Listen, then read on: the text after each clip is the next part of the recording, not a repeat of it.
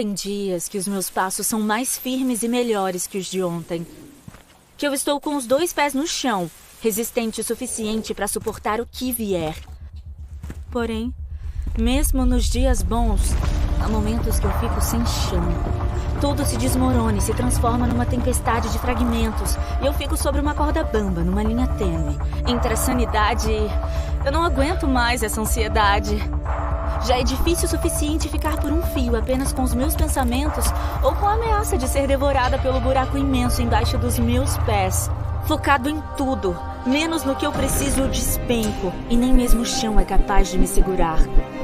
Caindo onde justamente eu tentava de toda forma evitar, não consigo nem descrever minhas emoções. A tristeza me invade e toma conta de mim, ou eu que invado minhas emoções? Não sei diferenciar. Como uma onda, tudo se transforma numa coisa só. Sou engolida pelo mundo, tento respirar fundo, mas meus pulmões estão encharcados de preocupação. Eu não consigo ver mais nada além de oceano. Então, eu me afundo. Mesmo abafando o barulho de todas as coisas que tenho, ainda assim eu não consigo parar de pensar. Será que eu vou sair da... Eu não dou conta de... Tira esse peso dos... Não tenho mais onde me segurar. Eu estou a um passo de desistir quando uma voz gentil me diz: eu estou com você. Voz confiante e calma, suave, mas forte. O mesmo Jesus que acalmou os ventos e as ondas se senta comigo em meio à minha tempestade. E no meio dos esforços exagerados, não somos afogados pelos planos que deram errados. Eu posso ver em seus olhos que aqui, com Ele, eu estou segura. Este príncipe da paz me oferece a cura e a calma em meio ao caos. Serenidade na tempestade. Eu quero, mas não sei como lidar com isso. Então, com suas mãos perfuradas por pregos, ele abre meus punhos cerrados e mostra que segurar em nada me deixou cicatrizes. Então Jesus segura minhas mãos machucadas e ele me ensina a aceitar o seu presente. E mesmo com tudo que está acontecendo, eu encontro a resposta para essa ansiedade quando eu olho para ele. Por isso, eu foco nele.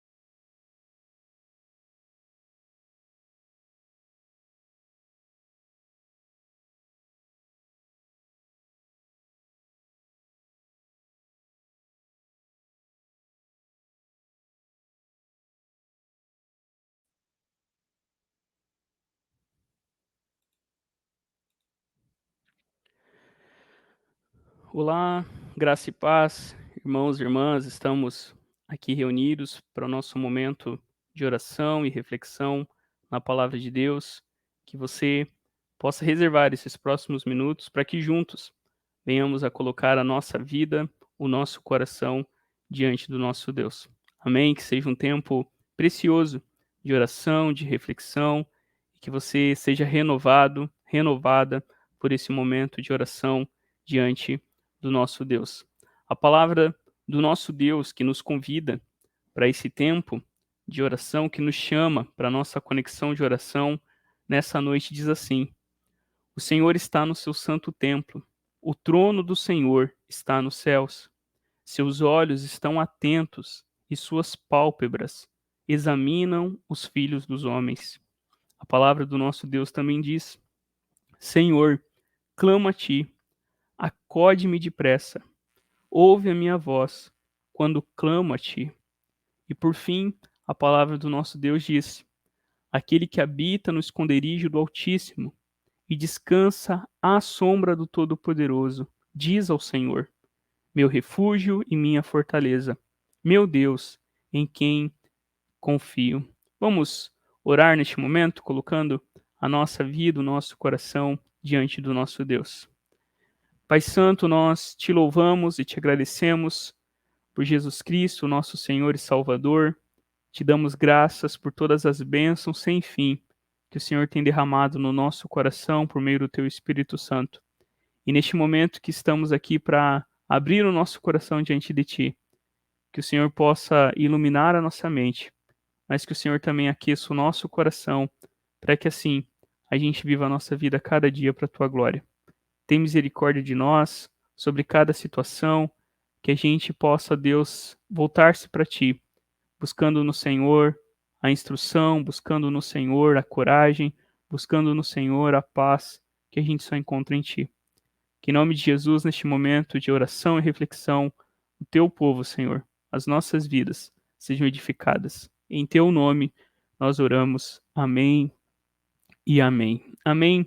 Queridos irmãos e irmãs, nós estamos há algum tempo já refletindo sobre esse tema, a cultura do reino, e à medida que nós vamos avançando, você tem percebido aquilo que Jesus ele tem falado aí para nós nesse primeiro discurso que aparece no Evangelho de Mateus. E hoje, né, o tema daquilo que nós vamos refletir é Sal da Terra, né, um texto bastante conhecido que, ao terminar as bem-aventuranças, Jesus fala que nós somos o sal da terra. Mas para a gente pensar um pouquinho e recapitular, eu coloquei para vocês essa citação do pastor John Stott, onde ele fala sobre as bem-aventuranças o seguinte. Ele diz assim: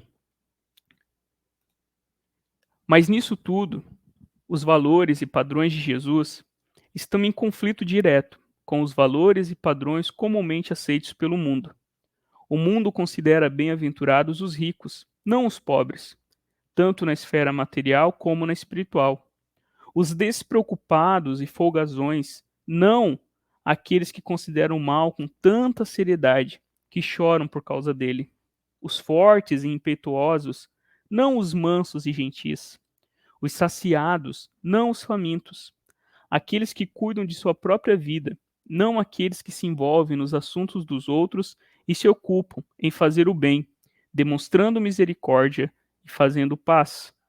Aqueles que alcançam seus propósitos mesmo apelando para meios escusos, e não os limpos de coração, que se recusam a comprometer sua integridade. Aqueles que são confiantes e populares e que vivem sossegados, não aqueles que têm de sofrer perseguição. À medida que nós avançamos no Sermão do Monte, isso é uma coisa que nós temos percebido, temos observado, que a felicidade, o caminho da felicidade, segundo Jesus, está em oposição àquilo que comumente a cultura à nossa volta considera como felicidade. Então, quando a gente pensa, né, nesse texto, eu coloquei para você acompanhar junto com a gente, na versão A Mensagem a gente lê assim: permitam-me dizer por que vocês estão aqui. Vocês estão aqui para ser o sal que traz o sabor divino à terra. Se perderem a capacidade de salgar, como as pessoas poderão sentir o tempero da vida dedicada a Deus? Vocês não terão mais utilidade e acabarão no lixo. Na Nova Versão Transformadora a gente lê assim: vocês são o sal da terra. Mas se o sal perder o sabor, para que servirá? É possível torná-lo salgado outra vez?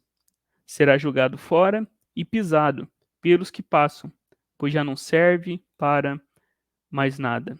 À medida que a gente reflete, né, sobre esse trecho aqui que Jesus está falando sobre a influência do reino e o chamado à fidelidade ao reino dos céus, a cada semana a gente tem também, né, compartilhado aquilo que no livro Discipulado, Dietrich Bonhoeffer, no capítulo que ele trata sobre as bem-aventuranças, chamado o extraordinário da vida cristã. Esse pastor, que eu sempre compartilho com os irmãos, ele diz o seguinte sobre esse trecho: a partir de agora, porém, Jesus os tem com os mais imprescindíveis. Eles são o sal da terra. São os que têm maior valor, o bem mais precioso. Sem eles, a terra não consegue subsistir. É o sal que preserva a terra. E ela existe exatamente por causa desses pobres, indignos e fracos que o mundo despreza. Ao rejeitar os discípulos, a terra destrói sua própria vida e, milagre, justamente por causa desses rejeitados, pode continuar a existir. Esse sal divino, Homero, conserva-se em seu poder de ação. Ele permeia toda a terra, é a sua substância. Assim, os discípulos não pensam somente no reino dos céus, mas são constantemente lembrados de sua tarefa no mundo, sendo aqueles que estão ligados apenas a Jesus, são enviados à terra de que são o sal. Jesus, ao chamar seus discípulos, em vez de designar a si mesmo sal da terra, transfere a eles seu poder de ação. Ele os inclui em sua tarefa no mundo. Ele próprio se mantém junto ao povo de Israel, mas os seus discípulos confiam a terra inteira. A terra só poderá ser conservada pelo sal se o sal nunca deixar de ser sal e preservar sua força purificadora e temperante. É interessante quando a gente pensa sobre isso, né, que o autor ele coloca ali no livro Discipulado que Jesus chama os seus discípulos, e a gente percebe que isso, na verdade, nos lembra muito do chamado do próprio povo de Israel para ser luz entre as nações. A gente vai ver isso semana que vem.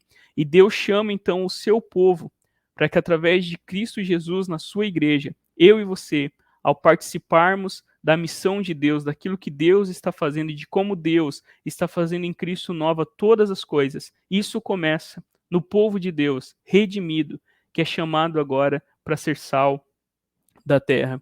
E quando a gente pensa sobre isso, é interessante a gente refletir um pouquinho sobre o uso do sal. E enquanto eu estava pensando nessa reflexão, né, na internet há uma página que dá 21 utilidades do sal. E entre elas, né, a ideia de remover odores, preservar alimentos, tirar manchas, mofo e mais várias opções, né, falando sobre a utilidade e a importância do uso do sal. Mas é interessante quando a gente pensa aqui no contexto daquilo que Jesus está dizendo, a gente precisa lembrar que não havia, não é, refrigeração, não havia sistemas como a gente tem de conservação de alimentos. Então o sal, naquele tempo, era muito usado, né, para além do tempero, ele era usado também como conservação e também para purificação. Né, o sal, né, eu lembro até de um episódio que um tempo atrás que a gente foi fazer um churrasco e tinha um sal grosso ali que continuava sendo sal. Eu acho que aquele sal estava guardado no armário 5 anos e ele continuava sendo sal, ainda tinha até gosto de sal, talvez, né, já estava meio passado, mas continuava sendo sal. E quando a gente pensa sobre essa ideia de Jesus falando do sal aqui, o sal, né, perder o seu sabor, ele deixar de ter o poder de salgar, né, de temperar, de conservar, Jesus ele está lembrando a gente daquele tempo em que o sal era tirado do mar. E eu coloquei aí para vocês uma imagem do Mar Morto, né, que tem alta concentração de sal. E esse sal, né, que era usado, né, naquele tempo, né, tinha muitas impurezas. Né? Esse sal que não tinha os sistemas de refinaria que a gente tem hoje, eles continham muitas impurezas. Então Jesus usa uma figura conhecida do seu dia a dia para falar sobre como seus discípulos deveriam ser o sal que tempera, o sal que conserva, o sal que purifica. Então aqui o chamado de Jesus para mim e para você é que o sal não pode se tornar insonso, ou seja, o sal não pode se contaminar. O sal não pode perder a razão dele. E a razão do sal e principalmente no contexto que a gente tem aí nos tempos de Jesus, é temperar, realçar o sabor, ser um conservante para evitar que a comida estrague. E também para purificação. É interessante, quando a gente pensa no sacrifício que era feito na antiga aliança, os alimentos eram cobertos de sal, né? A ideia de que realmente, né, o aroma, quando subisse, né, subisse como uma oferta agradável a Deus, como a gente tem em vários episódios, em várias narrativas da história bíblica. Então Jesus faz uso disso, de algo do seu dia a dia, né? John Stott até fala que por muitas vezes talvez ele estava lá na cozinha, vendo Maria colocando sal no alimento, né? Percebendo que o sal era usado como conservante, né? Naquele tempo que não havia a refrigeração como a gente tem hoje. Então Jesus faz uso disso para falar sobre a influência do seu reino. E a primeira coisa que a gente pode olhar para o texto e perceber é exatamente isso. Jesus está falando sobre a influência do seu reino. O texto diz: permitam-me dizer, por que vocês estão aqui? Vocês estão aqui para ser o sal que traz o sabor divino à terra. Ou nas nossas versões mais tradicionais, vocês são o sal da terra. Ou seja, Jesus ele está falando sobre a influência do seu reino em um mundo, e eu coloquei duas coisas para a gente pensar, em um mundo imerso no mundanismo e no esse mundanismo e esse secularismo. Né? Na cultura que Jesus anuncia o seu reino não é diferente da cultura que a gente vive. As pessoas não consideram a Deus, as pessoas não levam a Deus a sério. Pelo contrário, as pessoas vivem apenas para si mesmos. Secularismo é a ideia de viver em um mundo sem a interferência de Deus ou sem pensar que Deus, de alguma forma, tem algum valor, alguma importância para os homens neste mundo. Então, quando Jesus fala sobre a influência do seu reino, ele está falando exatamente num contexto em que os homens rejeitaram a Deus, em um contexto que o próprio povo de Deus, muitas vezes, em várias circunstâncias, em vários momentos na narrativa bíblica, né, se tornaram seculares, né, deixaram de pensar e ver o mundo na perspectiva de Deus. E quando Jesus então fala sobre a influência do reino, Jesus ele está falando sobre as bem-aventuranças, né? As 8 bem-aventuranças que nós vimos aí, né, no comecinho do Evangelho de Mateus. Então, o que Jesus está falando? Jesus está falando sobre uma vida transformada, né? Jesus está falando que eu e você, quando somos chamados e desafiados a sermos seus discípulos, né, a negar a nós mesmos, tomar a nossa cruz e seguir a Jesus, Jesus está falando exatamente disso, de uma vida transformada pelo poder de Deus. Quando a gente pensa sobre as bem-aventuranças, a gente falou muito disso, que não é meramente uma ética que todo mundo, né, é chamado a se esforçar, né? O próprio começo, né, do texto diz que Jesus estava falando isso direcionado aos seus discípulos, desafiando os seus discípulos, chamando os seus discípulos a esse discipulado custoso. E o que Jesus está falando aí sobre a influência do reino é exatamente ter um caráter transformado. É sobre santidade de vida. Esse texto de Levítico, capítulo 20, versículo 26, vai dizer exatamente isso quando diz, olha, sejam santos, porque eu, o Deus de vocês, sou santo, e foi para serem santos que eu separei vocês. Ou seja, quando Jesus fala sobre a influência do reino através dos seus discípulos, Jesus está falando exatamente disso. Deus chamando o seu povo para ter uma vida santa, para ter uma vida consagrada, para ter uma vida diferente daquilo que a sociedade em volta, que não considera a Deus como Senhor, vive. Né? Deus aqui, através de Cristo, através dessa ideia do sal, está nos lembrando do caráter transformado que eu e você podemos receber quando cremos e conhecemos o Senhor Jesus. Quando a gente pensa então sobre Jesus falar que nós somos o sal da terra, né, Jesus está falando principalmente sobre essa ideia de combater a corrupção moral e espiritual.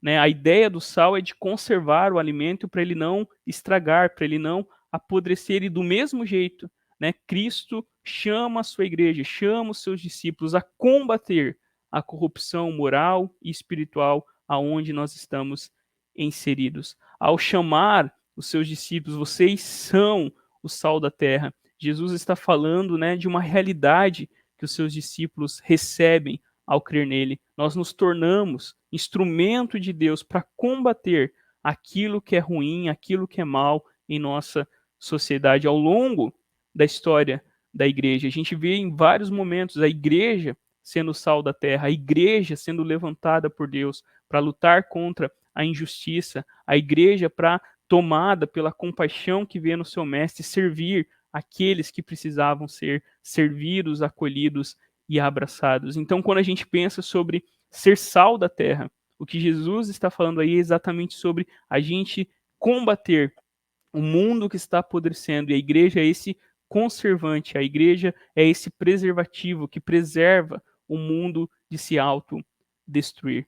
Quando a gente pensa então sobre esse comecinho aí, né, e é muito bonito como o pastor Eugene Peterson ele escreve, né, permitam-me dizer por que vocês estão aqui, qual que é a razão, qual que é a missão de vocês. E ele diz, vocês estão aqui para trazer o sabor divino à terra.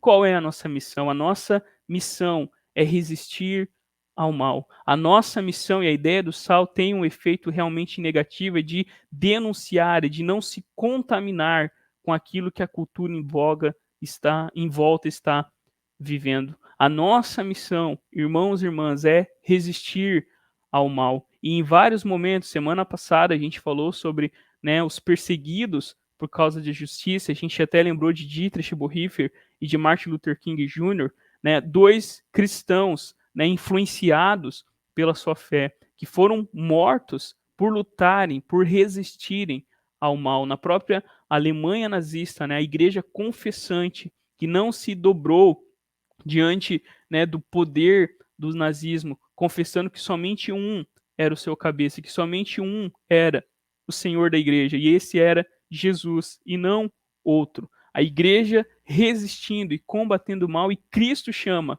a igreja para influenciar o mundo, né, realçando aquilo que é bom. É isso, né, que o sal faz quando a gente come uma comida e falta sal, é terrível, não tem gosto nenhum. Realçar aquilo que é bom na cultura e combater e preservar aquilo que muitas vezes está estragando em nossa cultura. E sobre isso, eu compartilho aí com vocês uma citação do D.A. Carson, onde ele diz o seguinte: no Antigo Oriente Médio, embora o sal fosse usado para muitas coisas, ele era usado principalmente como um preservativo.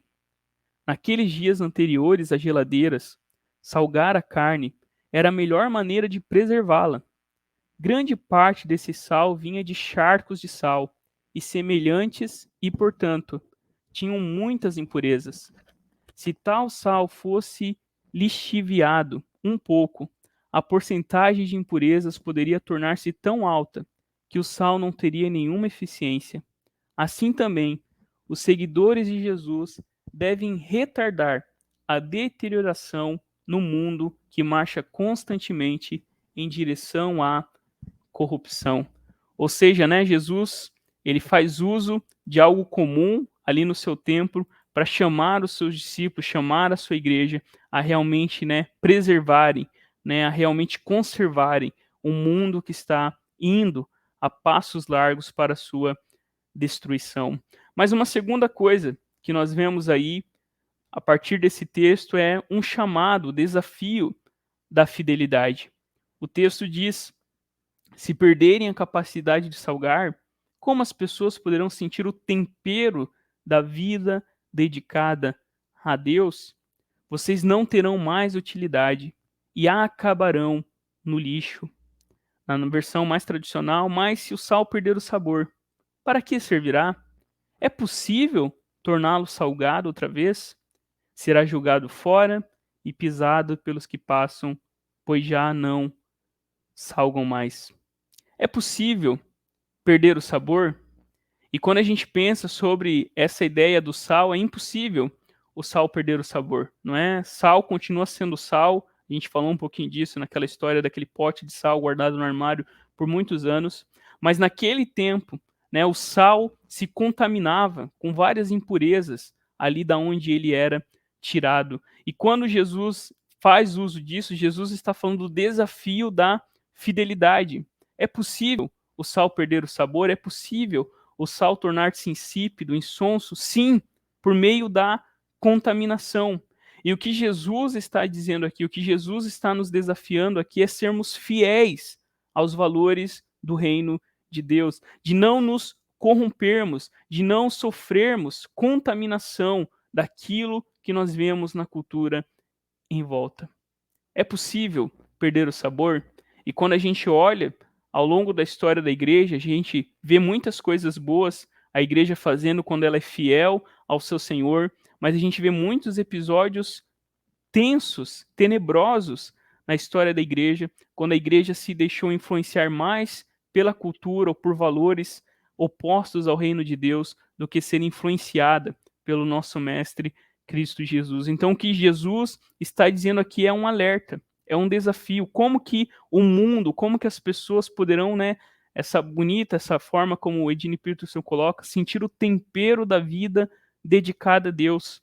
Como que as pessoas poderão conhecer a Deus se nós, que somos chamados a manifestar a vida do reino, somos contaminados, somos influenciados, ao invés de influenciar a cultura à nossa volta. O que Jesus está nos lembrando aqui é que eu e você, como cristãos, devemos viver uma vida distinta, devemos viver uma vida que realmente aponta para o nosso Criador, não mais pessoas como donas de si, como centro do seu coração, como referências da sua própria vida, mas como homens e mulheres que foram alcançados com a graça de Deus e agora apontam para aquele que nos salva, aquele que nos perdoa, aquele que faz novas todas as coisas.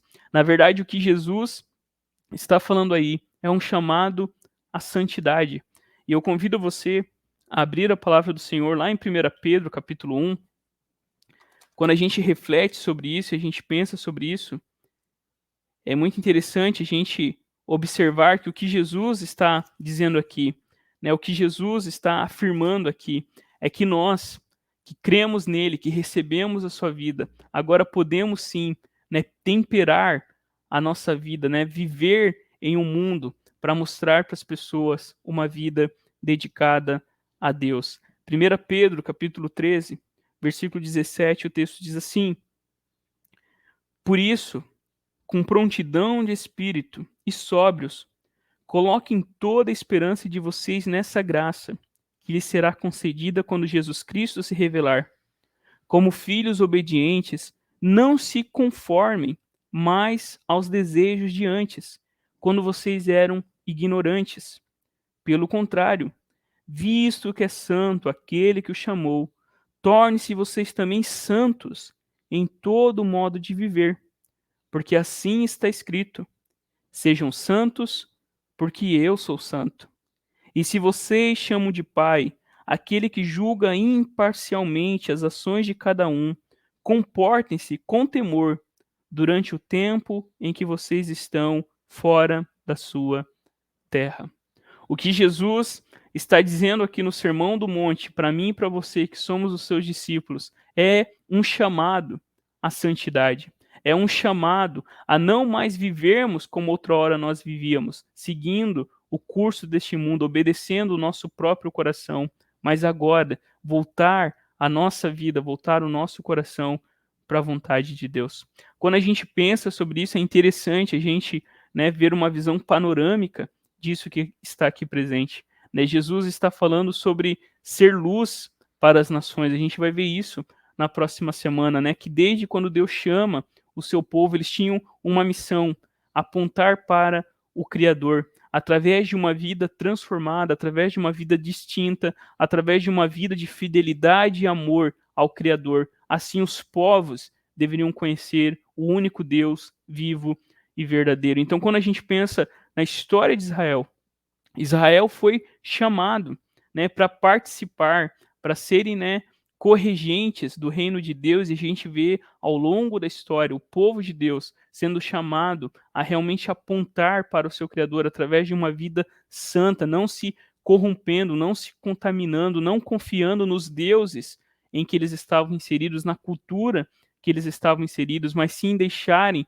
ser renovados pelo amor e pelo poder daquilo que Deus havia feito. E da mesma forma, a igreja de Cristo Jesus é desafiada a ser fiel ao seu chamado. A razão da igreja, a missão da igreja, a natureza da igreja é apontar para todas as pessoas que há um Deus vivo e verdadeiro, revelado em Jesus Cristo e que nos chama agora a sermos sal da terra, para que assim o mundo creia que o Senhor de fato é o Salvador. E sobre isso, eu termino com uma citação de Santo Agostinho, onde ele diz o seguinte, no seu livro sobre o Sermão do Monte: Ora, se o sal se tornar insonso, com que salgaremos?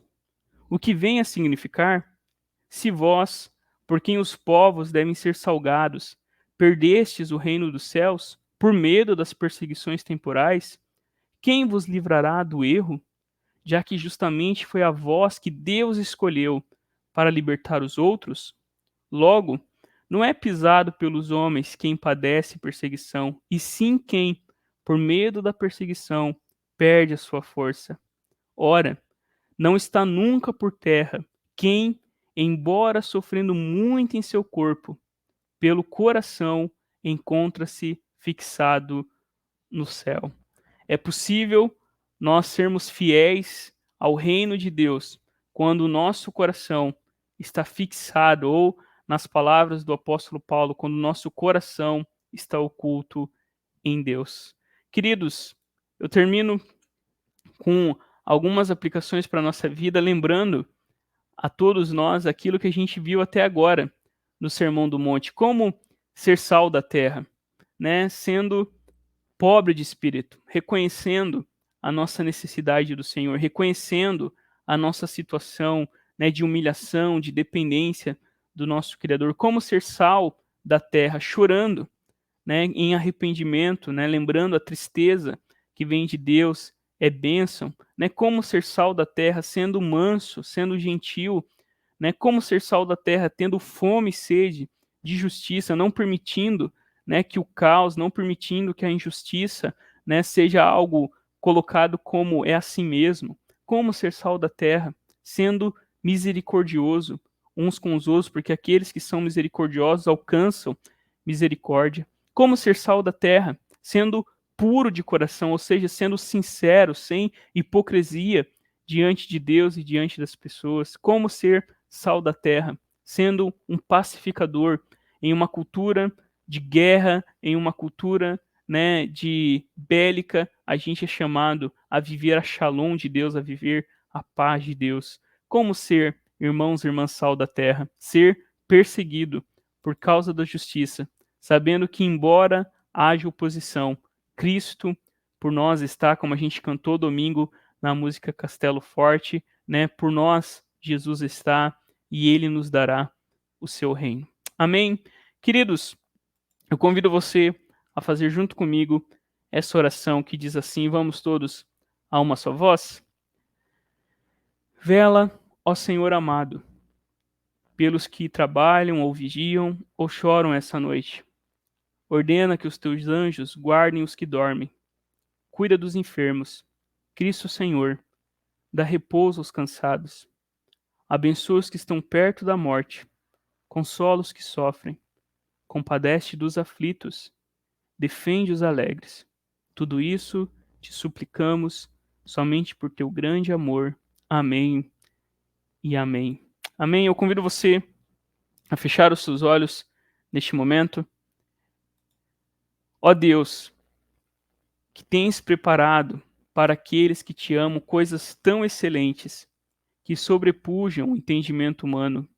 Infunde em nossos corações tanto amor para contigo, que nós, amando-te em tudo e acima de tudo, alcancemos as tuas promessas, que excedem quanto podemos desejar, mediante Jesus Cristo, nosso Senhor, que vive e reina contigo e com o Espírito Santo, um só Deus, agora e sempre.